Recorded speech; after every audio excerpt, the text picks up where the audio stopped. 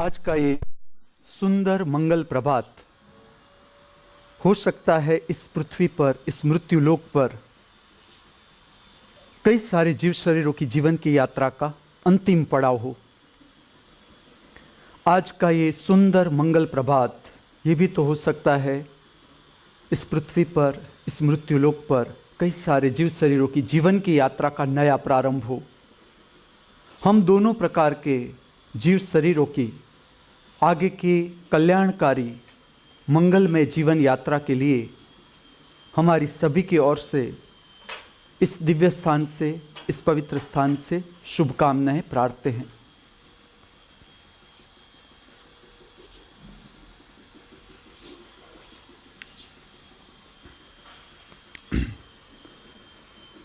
The school of divine arts में नृत्य कला का धर्म के साथ का संबंध, आध्यात्म के साथ का संबंध, इस विषय पर आगे बात करूंगा।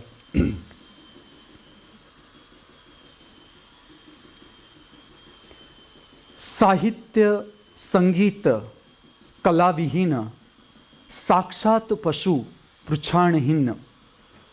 साहित्य संगीत कला विहीन साक्षात पशु पृछाणहीन।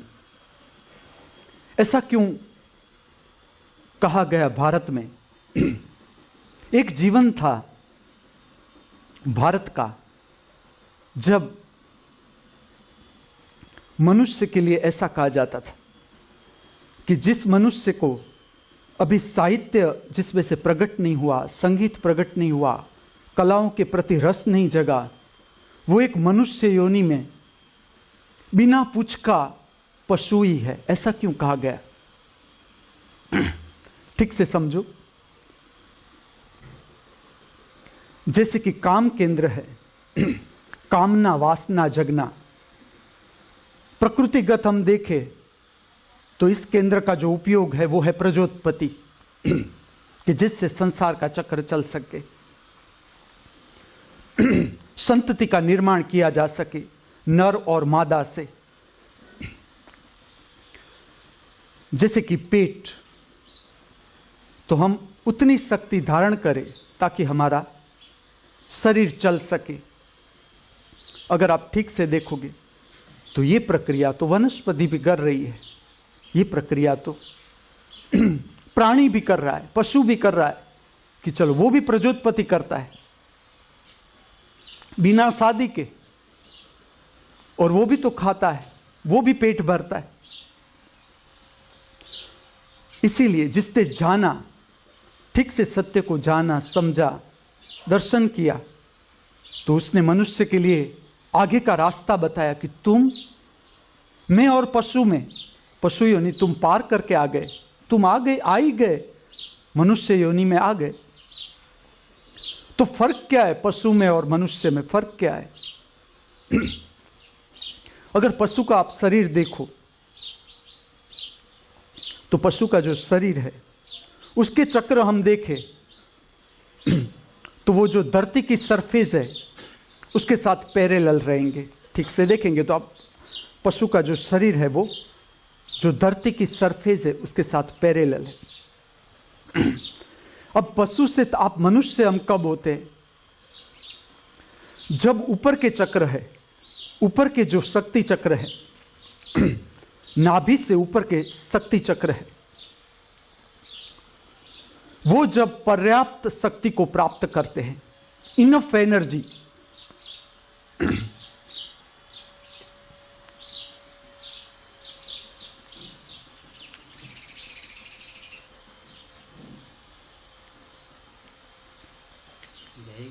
जय हो, जय हो।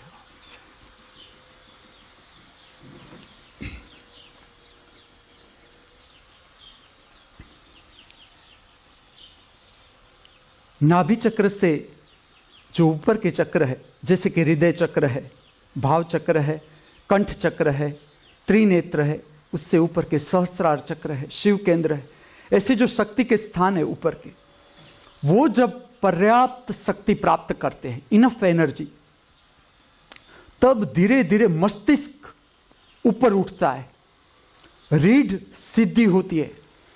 तुम्हारी जो एनर्जी है, शक्ति के केंद्र है, वो पृथ्वी की सपाटी के साथ 90 डिग्री का एंगल बनाते हैं। वो कब बन सकता है? कि जब ऊपर के चक्र है उसने काफी शक्ति प्राप्त कर ली। किस तरह से प्राप्त करते हैं ये शक्ति? जब हम प्राणी की योनि ठीक से प्राणी पसार करता जाता है, उसके जो भी दुख पीड़ा संताप है, उस योनि के जो भी दुख पीड़ा संताप है, उसको ठीक से झेलता झेलता झेलता आगे बढ़ता जाता है। प्राणी में भी आप देखना, सब प्राणी ठीक से अपना जो अवतार है, प्राणी का अवतार, वो पार नहीं कर सकेंगे। कोई जन्मेगा, बीच में मर जाएगा। बहुत कम प्राणी ऐसे होंगे कि जो अपना पूरा अवतार पार कर जाएंगे, पूरी योनि पार कर जाएंगे। पूरी योनि जब पार कर जाएंगे तो ऊपर के जो शक्ति चक्र है वो प्रकट होते जाएंगे धीरे धीरे। तो ऊपर का शक्ति चक्र जब शक्ति का केंद्र प्रकट हो जाता है, तब रीढ़ सीधी हो जाती है, 90 डिग्री बनाती है पृथ्वी के सपाटी से, और गुरुत्वाकर्षण की विरुद्ध दिशा में उसका सर उठ जाता है। गुरुत्वाकर्षण नीचे खींचता है। यह भी समझना, गुरुत्वाकर्षण कोई विरोधी प्रक्रिया नहीं मनुष्य के चक्र से। जितना गुरुत्वाकर्षण नीचे खींचेगा, तुम्हारा ऊपर का शक्ति केंद्र ज्यादा जोर पकड़ेगा ऊपर उठने के लिए। तो मनुष्य योनि जो प्रकट होती है, जब मनुष्य का अवतार प्रकट होता है तो उसकी रीढ़ सीधी हो जाती है। गुरुत्वाकर्षण से विरुद्ध दिशा में उसके शक्ति केंद्र प्रकट हो जाते हैं। तो उससे ऊपर के शक्ति केंद्र तक पहुंचने के लिए ज्यादा शक्ति की जरूरत पड़ेगी, शक्ति को ऊपर उठाने के लिए, क्योंकि गुरुत्वाकर्षण बल जो है काम कर रहा है, गुरुत्वाकर्षण ग्रेविटेशन फोर्स है, वो नीचे की ओर खींचता है। तो मनुष्य और प्राणी के बीच जो तफावत बताया गया, वो किस तरह से तफावत बताया गया? पशु का अर्थ है पाश में बंधा हुआ। पास का अर्थ है इतना ही, प्रकृति जो चाहती है पशु वो करता है। अगर प्रकृति क्रोध दिलाती है तो पशु क्रोध करता है। प्रकृति अगर उसे काम वासना जगाती है तो वो काम वासना की ओर प्राणी जाता है।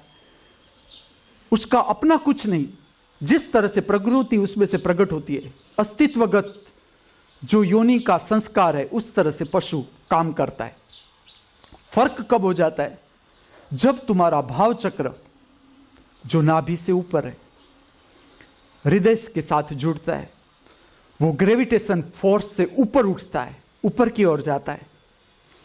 और ये जो केंद्र है भाव का, ये प्रागट्य है कला का, ये प्रागट्य है साहित्य का, ये प्रागट्य है सर्व कलाओं का, संगीत का, नृत्य का।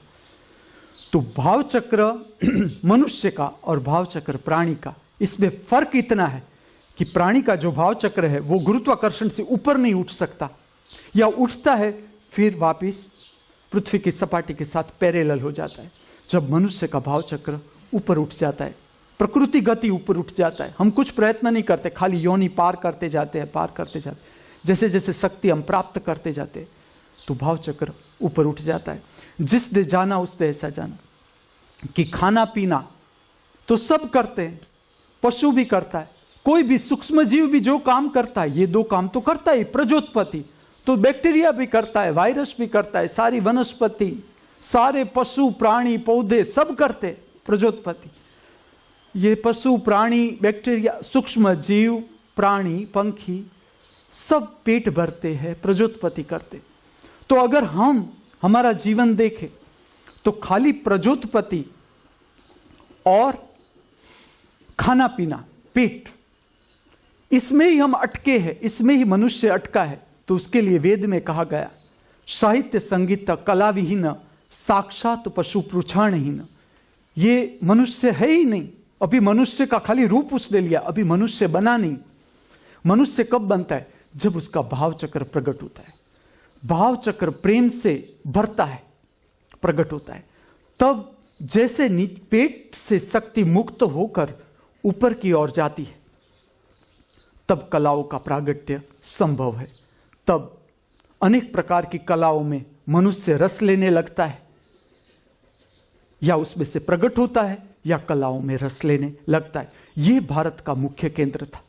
भारत का जो शिक्षण था, प्राचीन शिक्षण, उसका हेतु था आत्मा की प्राप्ति, इससे नीचे नहीं।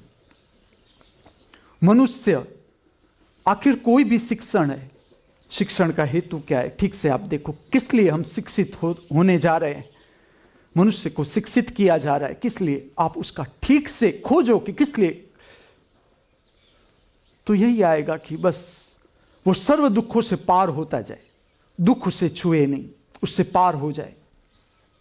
अब जो भारत की संस्कृति में प्रयोग हुए, उसने देख लिया कि खाली सुख के साथ आप लगे रहोगे। जीवन जीने के दो तरीके हैं।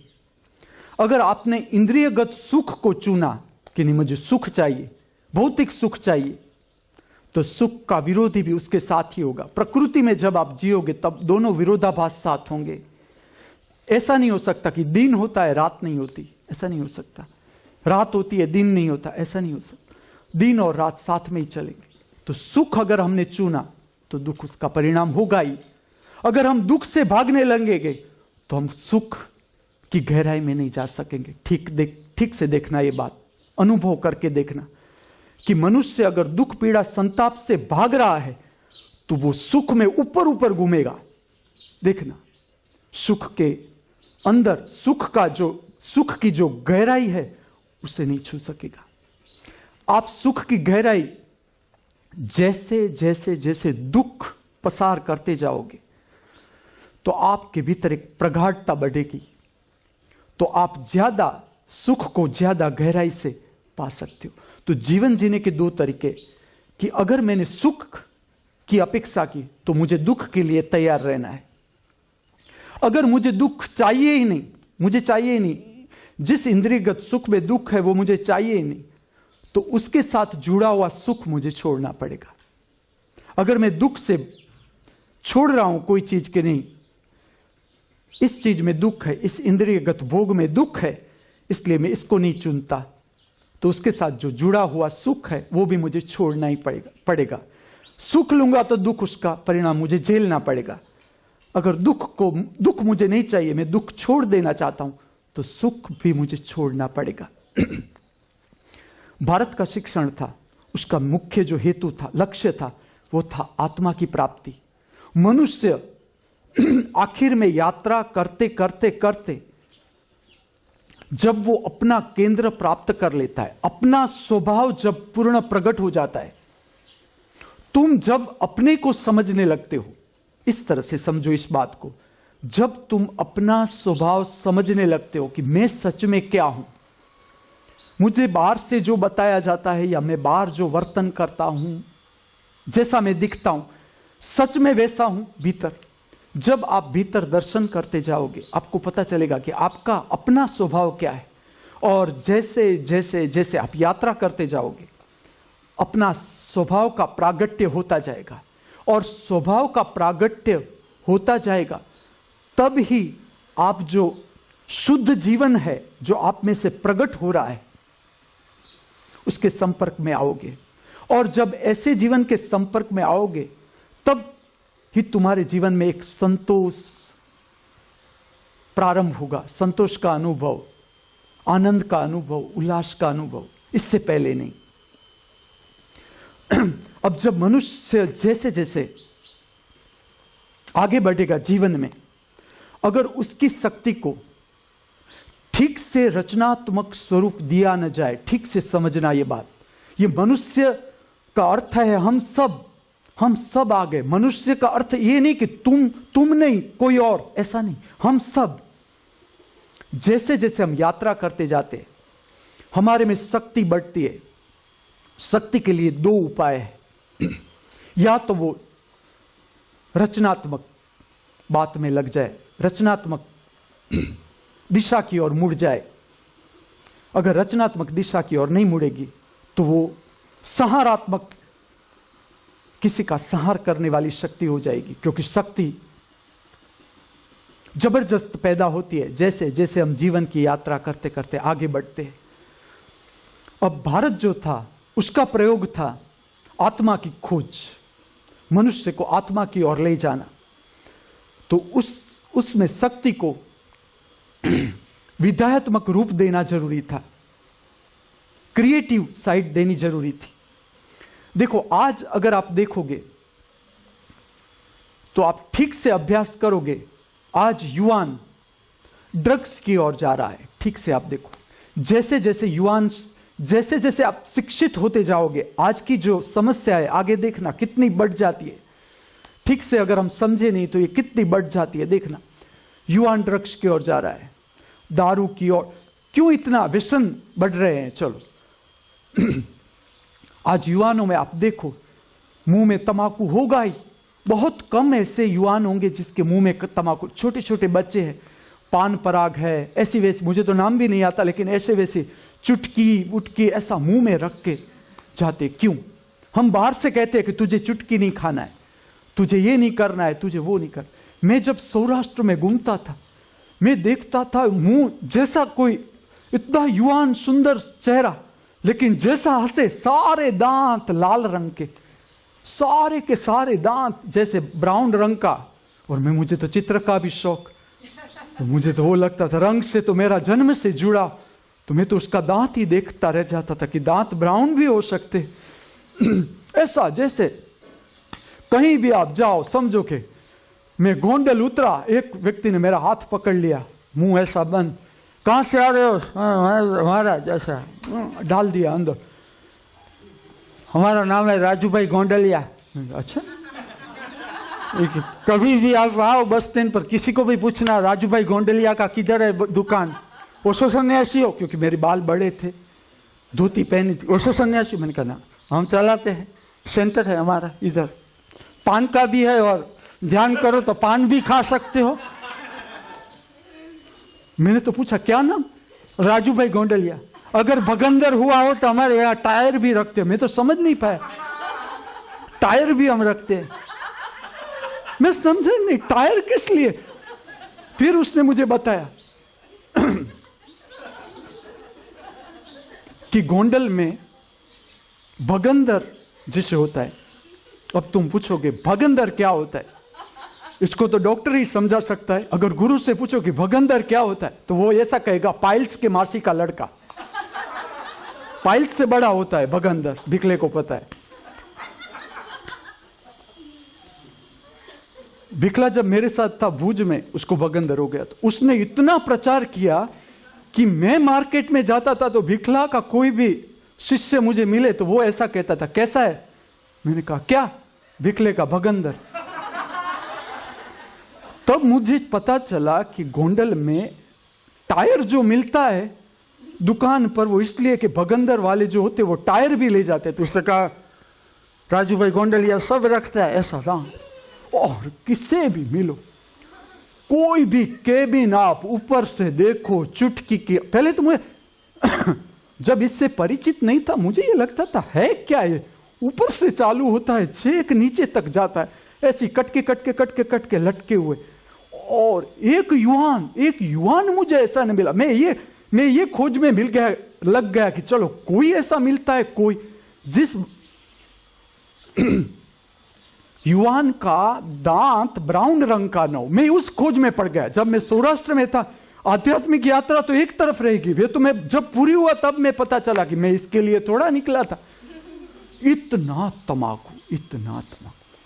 लेकिन ये समस्या किस लिए है? चलो हमें ये खोजना है कि बाहर ऊपर से नहीं देखना है कि आज क्यों लड़के इतने चलो सेक्सी मूवी देखते हैं छुप के। एक बार ऐसा हुआ, मैं इससे परिचित नहीं था, ब्लू फिल्म, इससे ऐसा कि इसका नंबर होता है X1 X2 X। मैं निकला था पावागढ़, मेरा भाई भी साथ में था, हम दोनों भाई गए थे पावागढ़। आज से 15 साल पहले की बात होगी।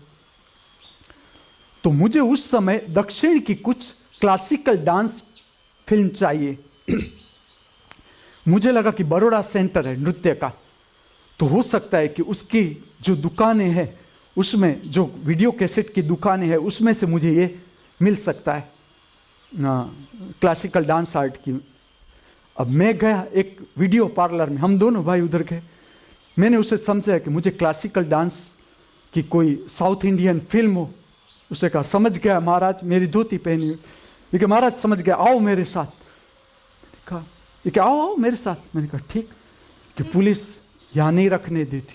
मैं समझा नहीं, थोड़ी मुझे शंका भी हुई कि पुलिस क्यों रखने न दे, क्लासिकल डांस के साथ पुलिस का क्या, पुलिस को क्या तकलीफ है क्लासिकल डांस आर्ट कि यहां दरोड़ा पड़ता है, तो इसमें क्या है, तो अच्छा नहीं लगता दरोड़ा, क्लासिकल डांस वाली कोई कैसेट निकले कि यहां अंदर चलो। मैं अंदर गया, मेरा भाई मुझे समझाए कि तू नहीं है यहां मिलने को, तू छोड़िए दुकान। मैंने कहा ना ना तू चल मेरे, मैं इतना अंधा हो गया था कि ना ना मुझे क्लासिकल डांस की चाहिए ही चाहिए। वो मुझे ले गया। मैंने कहा आप देख लो कि महाराज कौन सा चाहिए, X1 X2 X3 X4। मैं तो समझू नहीं। मैंने कहा मैं तो वे पकड़ लूं कि मुझे भरतनाट्यम चाहिए, ये इसमें सब कुछ मिल जाएगा। मैं एक एक कैसेट देखता जाऊं, मुझे पता न चलेगा। ना ना ये नहीं, ये और बाहर ये ऐसे चित्र सारे सेक्सी फिल्म जो होती है ब्लू फिल्म के अंदर पूरा जो पार्लर था वो ब्लू फिल्म का पार्लर। मुझे बाद में मुझे पता चला कि ये क्लासिकल डांस का अर्थ कर रहा है कि ब्लू फिल्म चाहिए। मैंने कहा ना ना इसमें तो मुझे कुछ नहीं चाहिए कि यहां तो ऐसी ही मिलेगी कैसे। लेकिन जब हम घूमते हैं और हम देखते हैं कि ऐसा हो रहा है, ये तो परिणाम है। अगर समझ लो कि तुम्हें जो बुखार आ रहा है, आज का जो विज्ञान भी काम कर रहा है, तो क्या कर रहा है, ऊपर से सॉल्व करता है, ऊपर। सच में जो भारत में खोज हुई वो भीतर से। आयुर्वेद जब हम स्वास्थ्य पर जाएंगे, मैं आपको बहुत गहरा ले जाऊंगा कि आयुर्वेद क्या है। आयुर्वेद कोई रोग का निदान नहीं, समझना ये बात। आयुर्वेद तो मनुष्य रूप तुमने धारण कर लिया, यहां तो आ ही गए, उससे ऊपर कोई जीवन है? जिसने जाना उसने कहा कि ये कोई जीवन ही नहीं। ये जीवन कहां, जिसके पीछे मृत्यु मुंह फाड़ के लगाओ, वो जीवन सुखदायी हो ही कैसे सकता है? उसमें सुख की अपेक्षा रखना ही मूर्खाई है कि जहां अंत मृत्यु है। तो जिसने जाना उसने कहा कि हां जीवन है, इससे पार जीवन है। जीवन प्रारंभ ही तब होता है जब हम मृत्यु को पार कर लेते हैं, मृत्यु को समझ लेते हैं, मृत्यु का दर्शन कर लेते हैं, तब सच्चा जीवन प्राप्त होता है। जीवन महाजीवन तब प्राप्त होता है जिसका अंत मृत्यु नहीं और नया जीवन। जिसने जाना उसने कहा कि हां है, लेकिन मृत्यु से मनुष्य को पार ले जाना पड़ेगा। तो आयुर्वेद जुड़ा था मनुष्य की शक्ति को ऊपर उठाने के लिए। उसका कोई मतलब रोगों से नहीं था। रोग है ही इसलिए कि हम या तो शरीर से ज्यादा जुड़ गए, देखो आप ठीक से, या तो आप ओवर अटेंशन, शरीर को जो शक्ति चाहिए उससे ज्यादा ध्यान दे रहे हो, इसलिए शरीर बीमार पड़ रहा है। या तो आप शरीर पर ध्यान देते ही नहीं, शरीर को व्यायाम चाहिए, आप व्यायाम करवाते नहीं। शरीर को रोटी चाहिए, डबल रोटी नहीं, शरीर को रोटी चाहिए, गेहूं चाहिए, मैदा नहीं, तुम मैदा खिलाते हो। पानी पूरी नहीं चाहिए शरीर को रोटी चाहिए, गेहूं चाहिए, बाजरा चाहिए, अनाज चाहिए, सब्जी चाहिए, फ्रूट चाहिए। और हम क्या खिलाते? देखो, फिर रोग होता है। या तो हम शरीर पर लक्ष्य ही नहीं देते, या हम शरीर को ओवरबर्डन करते जा रहे, इसलिए रोग होता है। और आप मनुष्य का जीवन देखो, रोग का प्रागट्य, हॉस्पिटल में दौड़ो, डॉक्टर को खोजो, फिर से अच्छे हो जाओ, फिर वही खाओ पियो, फिर मांदे पड़ो, पहले से ग्रेड अप हो जाता है। पहले खाली बुखार आता था, अब बुखार ए ग्रेड का हो जाता है। वो 2 गोली से नहीं उतरता, 4 गोली लेनी पड़ती है, 4 गोली से 8 गोली बढ़ती जाती है। तो सारा जो हमारा शिक्षण है, पूरा का पूरा शिक्षण, वो सुपरफिशियल होता गया। इसीलिए कि आत्मा का विरोध करने लगे लोग। जैसे जैसे पाश्चात्य संस्कृति आने लगी, विज्ञान का संपर्क होने लगा, बहिर्मुख विज्ञान जैसे विकसित होने लगा, तो लोग पढ़ते गए, तो वो आत्मा तो हंसते थे। अब जिसे वो पूछते थे कि आत्मा, तो वो ठीक से समझा नहीं सकते थे कि आत्मा है। और कुछ लगता नहीं था कि ऊपर का मनुष्य, अगर जिसने आत्मा जाना हो तो उसका जीवन कैसा हो सकता है। ऐसा कोई आदर्श स्थिति थी नहीं। तो धीरे धीरे तुम भूल गए, तुम सुपरफिशियल वर्किंग में लग गए। ऊपर के रोग को मिटाओ बस। मनुष्य, मैं तो ये देखता हूं कि कुछ उम्र के बाद मनुष्य के पास कुछ काम ही नहीं। ठीक से देखो आप, खाना पीना, प्रजोत्पत्ति, और रोग होना, रोग को मिटाना, और संसार के जो रीत रिवाज है, खाली रीत रिवाज है। रीत रिवाज क्या, ये तो सुपरफिशियल बात है, इसमें हमारी मनुष्य योनि पूरी हो जाती है। ये भारत नहीं, भारत का ये शिक्षण नहीं। आज शिक्षण क्या हो गया, एम्बिशियस, तुम्हारी महत्वाकांक्षा बढ़ती जा रही है। एक नंबर क्लास में एक कोई आ सकता है। अब क्लास में 50 व्यक्ति पढ़ रहे हैं, 50 व्यक्ति का फर्स्ट रैंक आ नहीं सकता, बाकी के उन 50 है वो फर्स्ट रैंक पर नहीं आ सकेंगे, निराश हो जाएंगे कि हमें फर्स्ट रैंक नहीं मिला। फर्स्ट रैंक को भी कुछ नहीं मिलता। ठीक से देखें तो फर्स्ट रैंक को जिसने लिया है उसने जाना, जिसने गोल्ड मेडल लिया है उसे पता है गोल्ड मेडल लेने से क्या फर्क पड़ता है, कुछ फर्क नहीं पड़ता। भीतर वही की वही ईर्ष्या, तिरस्कार, क्रोध, घृणा, इससे गोल्ड मेडल से कुछ मिटता नहीं, अहंकार और प्रगाढ़ होता है और महत्वाकांक्षा जगती है भीतर। और शिक्षण ठीक से देखो तो ऐसा हो गया कि कोई तुम्हें बाहर से ऐसा न कहे कि तुम होशियार हो, तुम चतुर हो, तुम स्मार्ट हो, तुम हैंडसम हो, तुम ब्यूटीफुल हो, तुम सुंदर हो। बाहर से तुम्हें जब तक कोई न कहे, तुम्हारे भीतर का आत्मविश्वास जीरो हो गया। देखो शिक्षण में कितना पढ़ते, 25 साल 30 साल मास्टर डिग्री, अभी मास्टर डिग्री भी कुछ भी नहीं, अब एमबीबीएस नहीं, एमबीबीएस हो जाओ कोई वैल्यू, एमडी कोई वैल्यू नहीं, 2 कान के डॉक्टर हो जाओ कोई तुम्हें देखेगा नहीं, क्योंकि अब स्पेशलिस्ट आ गए। जब तुम डॉक्टर के पास जाओ तुम कहो कि राइट कान दुख रहा है बाजू में, मैं लेफ्ट कान का निष्णात हूं। ये हमारा मेडिकल साइंस होता जा रहा है। और तुम बच्चों पर टेंशन, आज जो खेलने की उम्र है, मैं कहता हूं कि 25 साल, आज युवाओं के शरीर देखो आप, फेफड़े में कोई ऑक्सीजन ग्रहण करने की क्षमता ही नहीं, तो आगे बैठ जाएगी गाड़ी, क्योंकि तुम्हारा फेफड़ा 25 साल में मजबूत होना चाहिए, वो नहीं होगा तो नकारात्मक शक्ति तुम्हें घेर लेगी। थोड़ी आगे यात्रा करो जीवन की, 35 साल में खलास, तुम शादी कर लो, 2 बच्चे हो गए, तुम्हारा जीवन पूरा। हार्ट की तकलीफें चालू और अनेक तकलीफें जो फेफड़े के साथ जुड़ी, बस रोग चालू। देखो मनुष्य का जीवन, या तो तुम ड्रग्स की ओर चले जाओगे, या तो तुम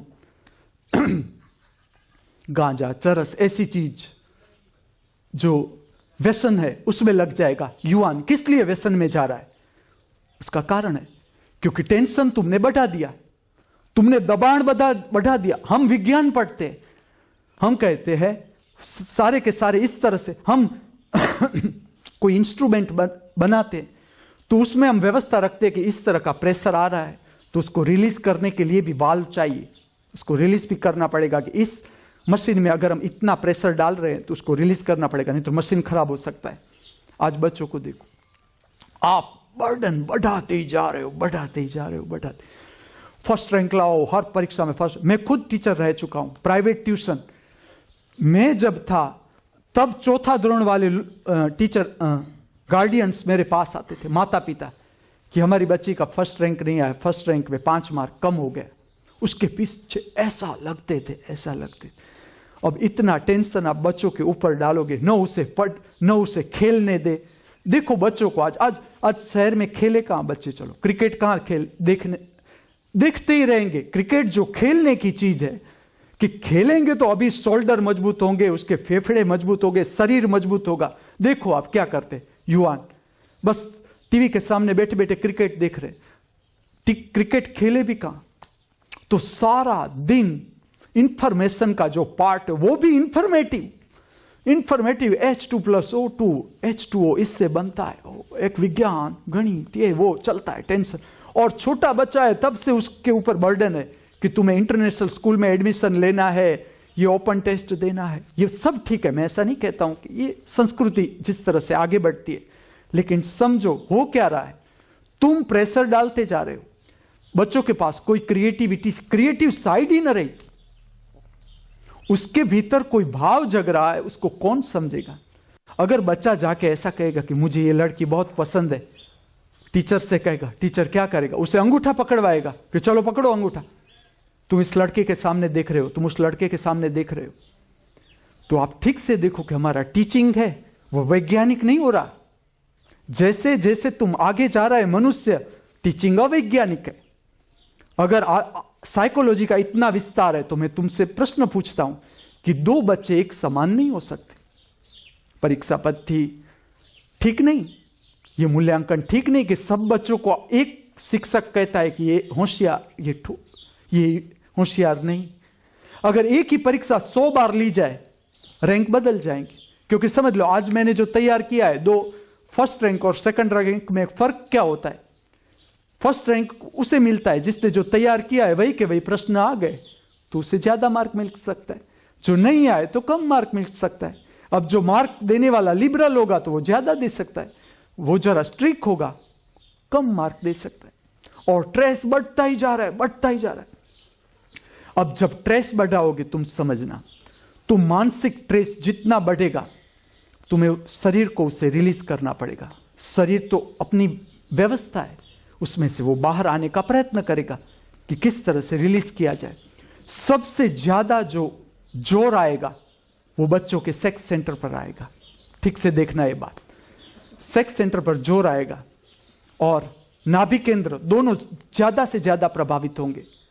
अब तुम्हारे लड़कों के पास आज श्रम तो है नहीं, शरीर तो लड़कों का श्रम से, स्पोर्ट्स से बिल्कुल बिछड़ गया, टूट ही गया संबंध।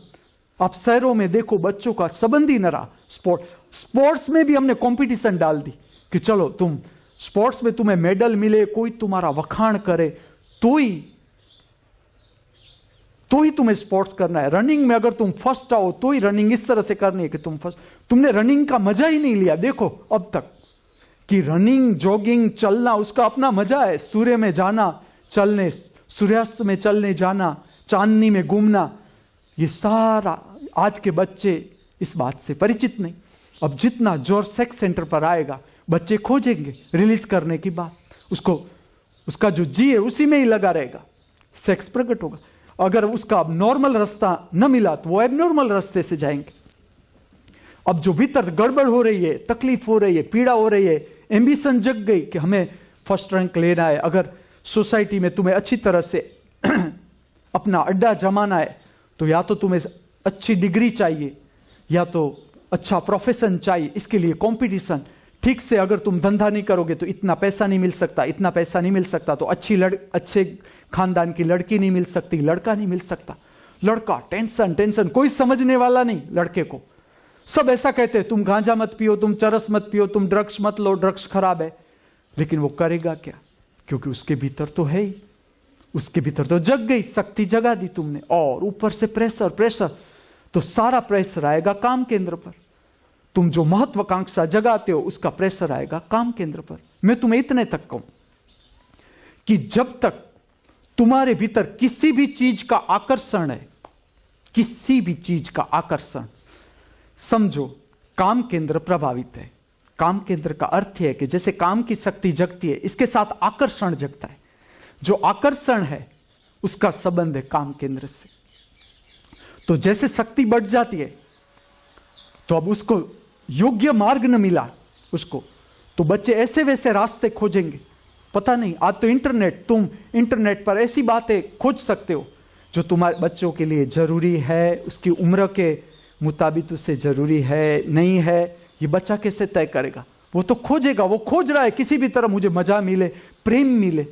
क्योंकि माँ बाप अपने काम में लगे। मॉडर्न सोसाइटी के देखो बच्चे, माँ बाप अपने प्रोफेशन में लगे, उसका ध्यान भी नहीं बच्चा क्या पढ़ रहा है, किस वो तुरंत फोन करेंगे टीचर को, कैसा पढ़ रहा है, क्या रैंक आ रहा है मेरे बच्चे का, बस उसमें ठीक है बच्चा, ठीक है, नहीं आ रहा है। तुमने कभी देखा भी नहीं कि तुम्हारा बच्चा सच में ट्यूशन क्लास जाता है या कहीं और जाता है। उसे और बात प्रभावित कर ही देगी, क्योंकि जो दुख पैदा हो रहा है भीतर से दुखी है बच्चा। अगर कोई ब्लू फिल्म देख रहा है तो उसका बाहर से नहीं देखना है कि वो ब्लू फिल्म वो खराब है, वो दारू पी रहा है, वो योग्य नहीं है, वो खराब है, वो गांजा ले रहा है खराब है, चरस ले रहा है खराब।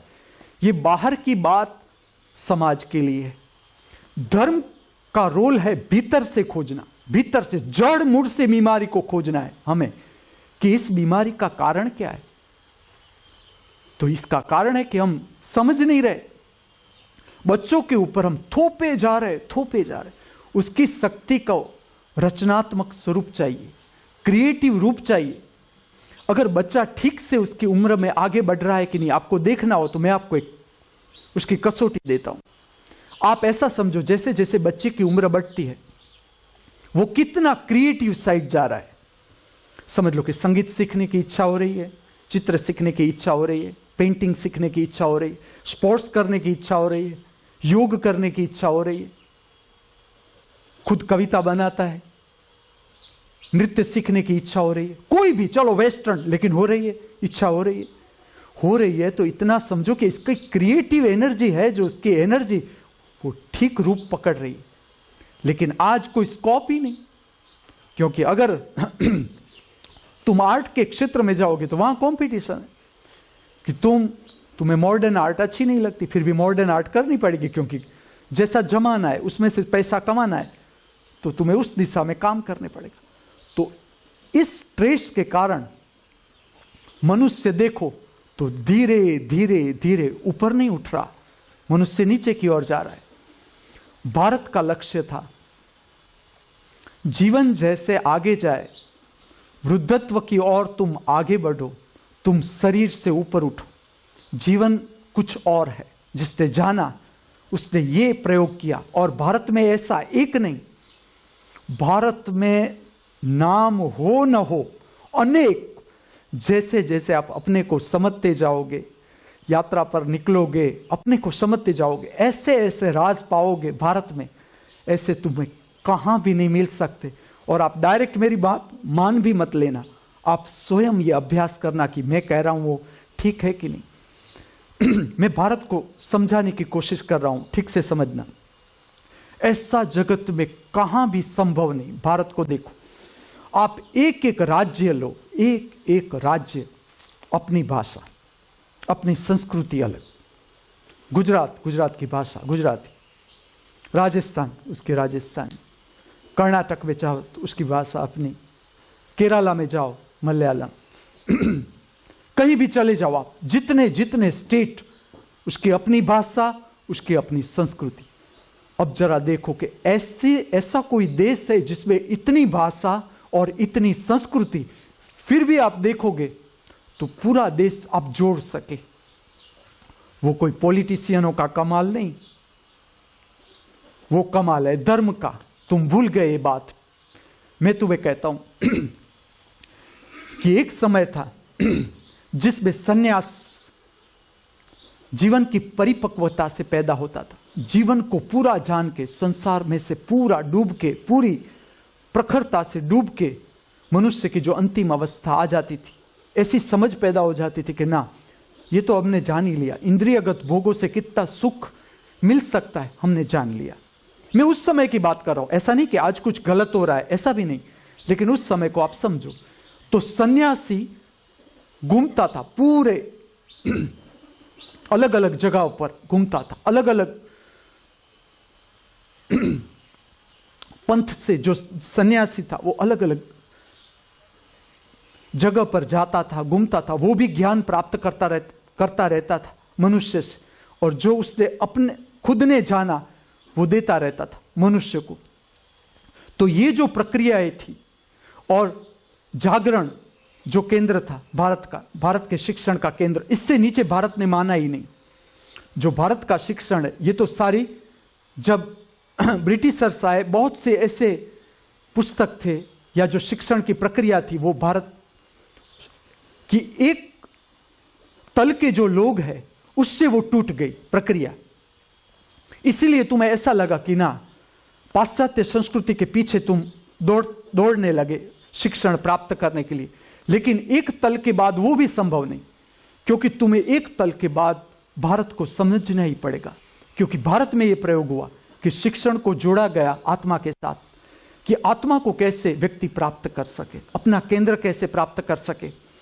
तो इस कारण इतनी विविधता होते हुए भी अलग अलग जगह जो जागृत पुरुष हुआ, समझ लो कि एक पुरुष को ज्ञान होता है आसाम में, तो केरला में जिसे ज्ञान प्रकट हुआ है और उसने जो सूत्र दिए है, तो आसाम वाला समझ लेगा, चाहे संस्कृत न जानता हो तो भी समझ लेगा कि यह क्या कहना चाहता है।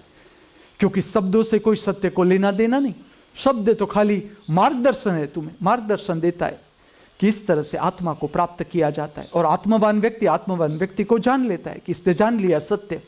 इस तरह से भीतर का भारत था। जिस तरह से हमारे शरीर की सूक्ष्म विद्युत होती है, एस्ट्रल बॉडी होता है, सूक्ष्म शरीर होता है, ऐसे जमीन का भी होता है। तो जमीन की तरंगे, और ये 1-2 साल की प्रक्रिया नहीं। आप भारत खोजो, भीतर जाओ, भारत के भीतर आपको पता चलेगा क्या क्या हुआ है यहां, क्या कि तुम शब्दों से कहने जाओ कोई संभावना ही नहीं कि तुम्हारा जीवन पूरा हो जाए, तो भी ये प्रयोग तुम बता नहीं सकते कि ये सारे प्रयोग भारत में हुए। लेकिन जो विषय पर मैं बात कर रहा हूं, इस विषय में मैं तुम्हें यह कहना चाहता हूं कि भारत में ऐसी प्रक्रियाएं हुई अलग अलग जगह पर, और इसके कारण सूत्र भीतर से बना रहा, तो ही संभव है कि इतनी संस्कृति, इतनी भाषा की विविधता होते हुए भी सब साथ रह सकते हैं। और मैं जो बात करता हूं कि शास्त्रीय नृत्य का प्रागट्य, और अलग अलग जगह पर शास्त्रीय नृत्य प्रकट हुए, और सब स्वतंत्र। ऐसा नहीं कि मोहिनी अट्टम भरतनाट्यम में से कुछ चुरा रहा है, ना, उसका अपना शास्त्र अपनी तरह से प्रकट हो रहा है। कथकली वो अपनी तरह से प्रकट हुआ। ये प्रजा की परम समृद्धि, मैं कहता हूं, उसका मापदंड था भारत। अब बाहर की प्रजा जो आई, उसकी चेतना ऊपर उठी हुई नहीं थी, वो लड़ायक प्रजा थी, राजवी, जिसे हम कह सकते हैं मनुष्य का राजवी गुण वो ज्यादा था। और भारत के जो राज्य थे वो बिखरे हुए थे। एक राज्य दूसरे राज्य से ऐसे संबंध में नहीं था, गण राज्य जिसे कहा जाए, 1000 का एक टोला रहता, उसका एक राजा होता था। और थोड़े आगे जाओ, जंगल थोड़ा पार करो, 1000-2000 का एक दूसरा टोला, उसका एक राजा होता था। प्रजा, बाहर की जो प्रजा आई और उसका आधिपत्य जो आ गया भारत के ऊपर, इसका कारण यह था कि भीतर से जुड़े हुए नहीं थे। ये सब अपनी अपनी तरह से अपनी अपनी संस्कृतियां वेर विखेर थी, सब अपना इंटरएक्शन था, लेकिन वो बहुत ऊपर के लेवल का था। समझ लो कि एक धार्मिक व्यक्ति एक जगह से दूसरी जगह जाता है, समझ लो केरला से बंगाल जाता है शास्त्रीय संगीत का कुछ भाग सीखने, या शास्त्रीय संगीत को जानने, या ज्योतिष को जानने, इस तरह से ऊपर के वर्ग में यह था। लेकिन फिर भी प्रजा अलग अलग थी। इसीलिए भारत पर जो हमले हुए और भारत हारता रहा, या बाहर की प्रजा जो आई वो राजर्षि थी, उसका गुण था लड़ायक। भारत में इतना लड़ायक गुण नहीं था, क्योंकि वो थी क्रिएटिव साइड, वो आत्मा की खोज में थी। भारत की प्रजा आत्मा, अलग अलग जो राज्यों में प्रक्रियाएं हो रही थी, लेकिन जो ऊपरी वर्ग था, जो सबसे ऊपर का वर्ग, वो लगा हुआ था आत्मा की खोज में। तो जो अब कला का माध्यम क्रिएटिव साइड देने को ऋषि तुला था कि नहीं, मनुष्य को कैसे क्रिएटिव साइड, उसे उसकी शक्ति को रचनात्मक दिशा में लिया जाए, तो उसके भीतर से क्रोध, जो नकारात्मक भाग है, क्रोध, ईर्ष्या, तिरस्कार, असंतोष, उससे ऊपर उठाया जाए। तो ये कारण था कि बाहर की प्रजा का आक्रमण हुआ और भारत उसके अंडर में आ गया। तो उसका कारण इतना था कि ये जो प्रजा थी अंतर्मुखी थी, अपने भीतर भीतर भीतर काम करती जा रही थी, इसलिए इस प्रजा के अंडर में आ गए। इसके साथ मैं एक बात और कहूंगा, समझ लो कि हम ऐसा कहते कि ब्रिटिशर आया और भारत गुलाम हो गया, ना, तुम ये ठीक से राज को समझना। आत्मवान व्यक्ति कभी गुलाम नहीं हो सकती, चाहे शरीर छोड़ना पड़े, वो कभी गुलाम नहीं हो सकती। गुलाम कौन हो गया? भारत की कौन सी प्रजा गुलाम हो गई? जो अपने को जानती नहीं थी। मैं एक बात कहूं, जब ब्रिटिशर्स आए भारत में, जब गांधी जी थे तो रमन महर्षि भी थे।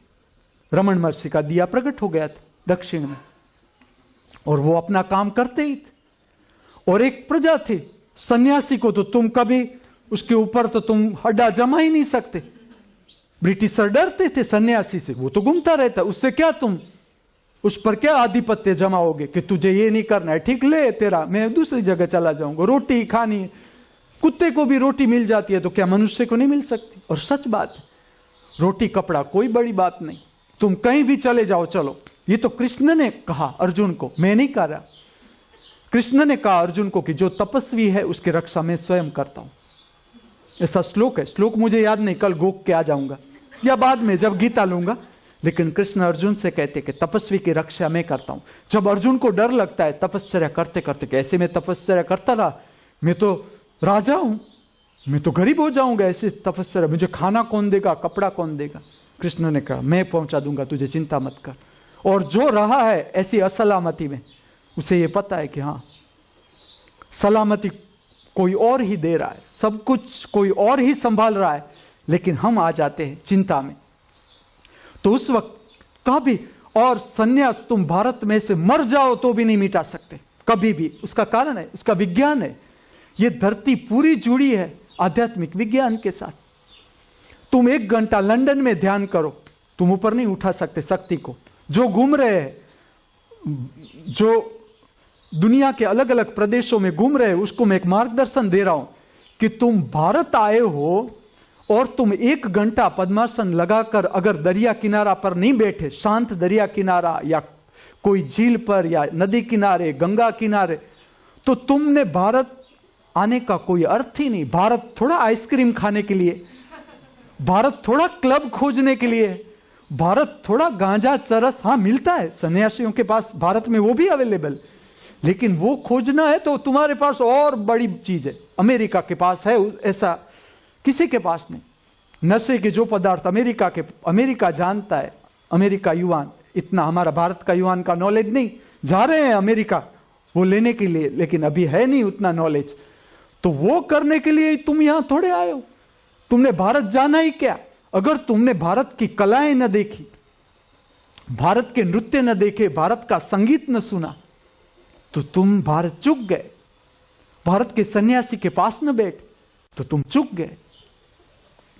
तो ये भारत, तुम अलग अलग जगह जाओ, मैं तुम्हें कहता हूं अलग अलग जगह की तुम्हारी शरीर में जो आंतरिक शक्ति है उसको ऊपर उठाने की ताकत अलग अलग होती है। तुम जहां जहां जाओ वहां बैठ के देखना, जो जमीन है उसमें कितनी आध्यात्मिक ताकत है तुम्हें पता चल जाएगा। कई जमीन पर तुम्हें जाओ, तुरंत तुम्हें लगेगा कि नहीं मैं 10 मिनट भी शांत बैठ जाऊं। ये भारत, क्योंकि पूरा काम ही आत्मिक शक्ति पर हुआ है, और आत्मिक शक्ति कभी भी नष्ट नहीं हो सकती, कभी भी। ये विद्युत है, आत्मा की विद्युत। आप ऐसा सोचते हो कि कृष्ण ने शरीर छोड़ दिया, बस मर गया, जान छूटी उससे। जीसस ने शरीर क्रोस पर लटका दिया, जान छूटी। तुम भूल गए, शरीर वो थे ही नहीं। और हमने शरीर मार दिया तो वो और गहरा काम करेंगे। अब तो वो शरीर से भी छूट गए। पहले तो वो शरीर के कारण बंधे हुए थे, हमने शरीर तोड़ दिया, हमने लगा कि हमारी इससे जान छूटे ना। अगर मुझे काम करना है, जीसस आराम से आ जाएगा मेरे भीतर से कि बोलो क्या काम है मेरा, करेगा क्या? वो किसके लिए था? चलो, जीसस क्या करता था? मनुष्य के दुख दूर करता था, मनुष्य को मार्गदर्शित कर रहा था। किसे तकलीफ हो रही थी? राजाओं को, क्योंकि प्रजा उसकी ओर खींची जा रही थी। तो तकलीफ किसे होगी? महत्वाकांक्षी राजा को, कि नहीं ये अगर रहा तो हमारा मूल्य कुछ नहीं रहेगा। पंडितों को, जिसने आत्मज्ञान प्राप्त नहीं किया, तो ये तोड़ रहा था पंडितों को कि नहीं इस तरह से आत्मा नहीं मिल सकती। मैंने स्वयं ने देखा, परमात्मा इस तरह से नहीं मिल सकता। अगर कोई संस्कृत न जानता हो तो इसका अर्थ ये नहीं कि वो नहीं जान सकेगा परमात्मा को। परमात्मा को भाषा के साथ कोई लेना देना ही नहीं, रीत रिवाजों के साथ कोई लेना देना ही नहीं। ना मैं जानू आरती वंदन, ना पूजा की रीत, मीरा कहेगी हेरी में तो प्रेम दीवानी, मेरो दर्द न जाने कोई।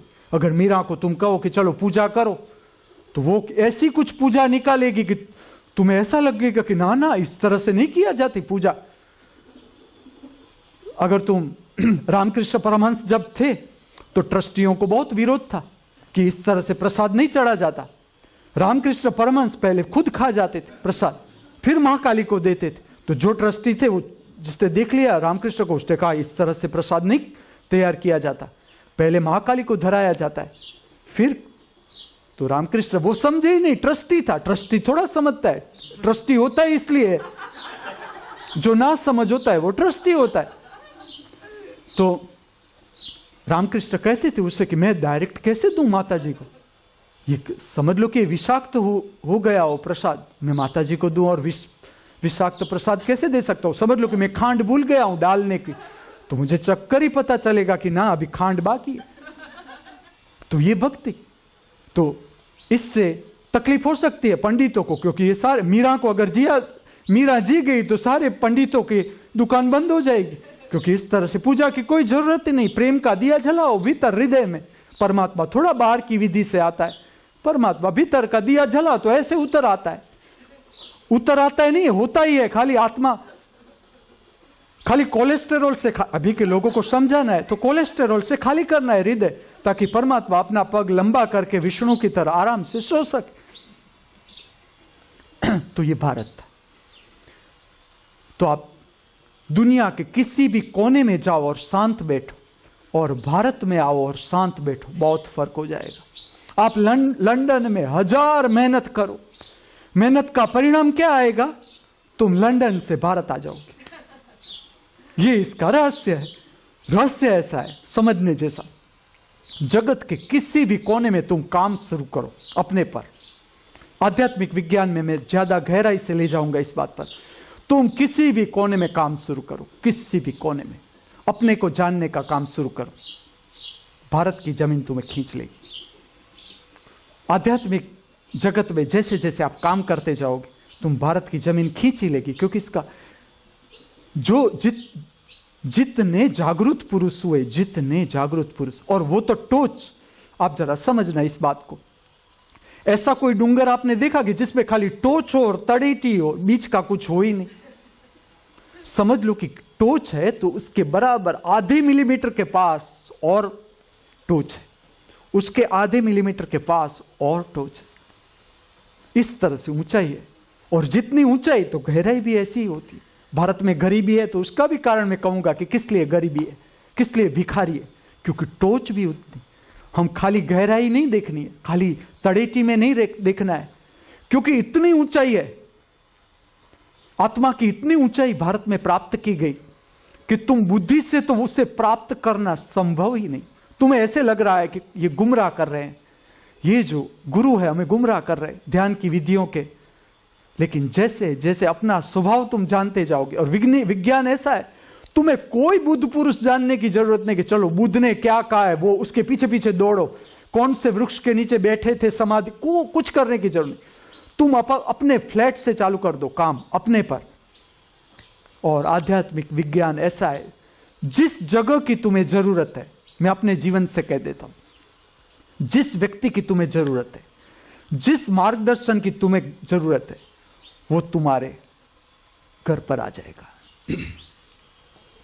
तो भारत ऐसा प्रदेश कि जहां इतने प्रबुद्ध व्यक्ति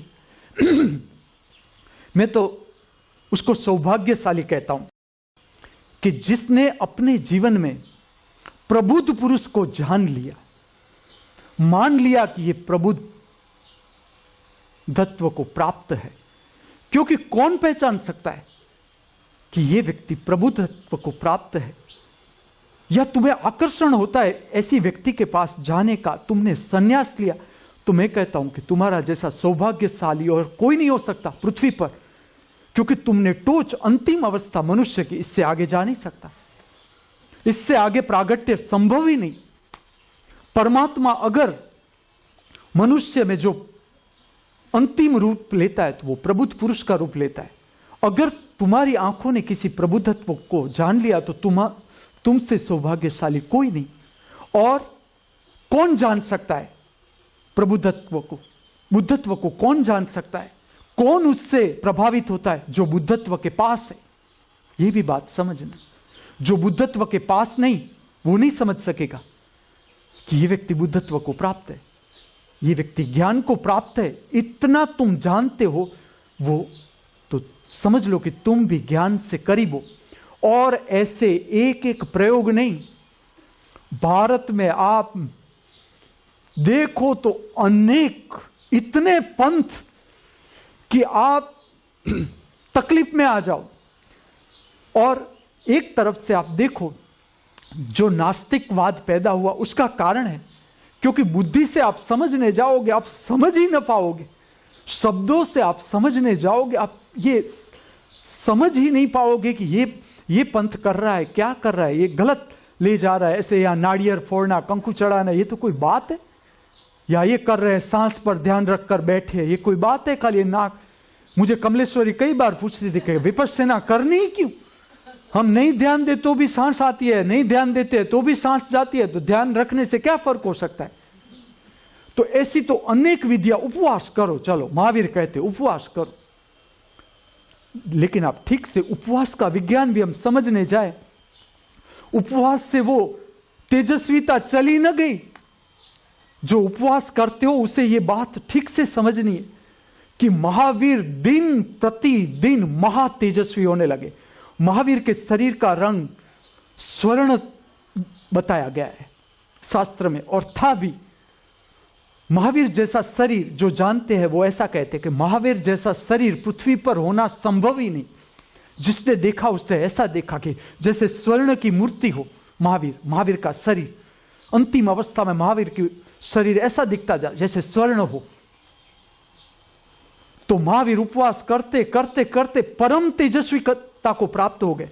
तो हम जिस पंथ पर जा रहे हैं, समझ लो कि हम उपवास कर रहे हैं, तो हमें इस बात पर ध्यान देना है कि हम इस विधि में से निकल रहे हैं तो हम तेजस्विता को प्राप्त हो रहे हैं या नहीं हो रहे।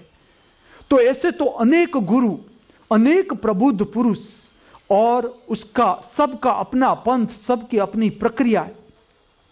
ये भारत ही संभाल सकता है, बाकी कोई नहीं। क्योंकि भारत में अगर समझ लो कि कोई भी प्रबुद्ध व्यक्ति अपना शरीर छोड़ता है, करेगा क्या प्रबुद्ध व्यक्ति? तुमने कभी सोचा इस बात को कि एक प्रबुद्ध व्यक्ति अपना शरीर छोड़ देता है, कृष्ण का शरीर छोड़ देता है, महावीर शरीर छोड़ देता है, ओशो शरीर छोड़ देते, कहां जाते हैं? जय कृष्णमूर्ति शरीर छोड़ देता है, कहां जाते हैं? तो मैं तुम्हें कहूं, तुम्हारे भीतर एक ज्ञान का प्रकाश है, ठीक से देखो। तुम ध्यान करते हो वो नहीं, वो मानसिक प्रक्रिया है। तुम ऊपर से कर रहे हो ध्यान की, चलो मैं ध्यान करने के लिए बैठा, वो प्रक्रिया ठीक से समझो। कोई भी प्रक्रिया है वो मन से जुड़ती है, बहिर्मुखी प्रक्रिया है। मैं नहीं कहता ये गलत है, ये भी सही है, चलो बैठे तुम ध्यान करने, वो नहीं। लेकिन ये सबका अनुभव है, सबका अनुभव है। एक भी मनुष्य इससे बच नहीं सकता। एक प्रकाश आता है, अचानक तुम्हें लगता है कि मैं विचार में खोया हुआ था, मैं स्वप्न में खोया हुआ था, मैं चल रहा था लेकिन मैं विचार में था, मैं 10 किलोमीटर चल गया लेकिन मैं स्वप्न चल रहा था भीतर। ऐसा कोई भी व्यक्ति नहीं कि जिसे यह अनुभव न हुआ। यह प्रकाश आता किस लोक से है। और जैसे जैसे तुम, ये छोटी सी प्रक्रिया है, तुम्हारे पूरे दिन में ये कई बार घटती है, और जब घटे तुम उसे नानी सुनी प्रक्रिया मत मानना। तुम बराबर ध्यान दो कि ये प्रकाश कहां से आया। तुम्हारा कोई संपर्क कर रहा है अज्ञात लोक से, और वो प्रकाश संभालने वाले हैं प्रबुद्ध पुरुष। ये जो पूरा लोक है, ये समझो कि ये मृत्यु लोक है, उसे एक शक्ति संभालती है। मृत्यु लोक में जितने भी जीव है, उसका जो भीतर की शक्ति है, शक्ति का प्रागट्य है, आत्मा की शक्ति है, उसका संचालन करता है ये लोक, दिव्य लोक कहा जाता है जिसे। तो ये जो सारी चेतनाएं पूर्ण मुक्त हो जाती है, वो चली जाती है दिव्य लोक में स्थापित हो जाती है, वहां से संपर्क करेगी।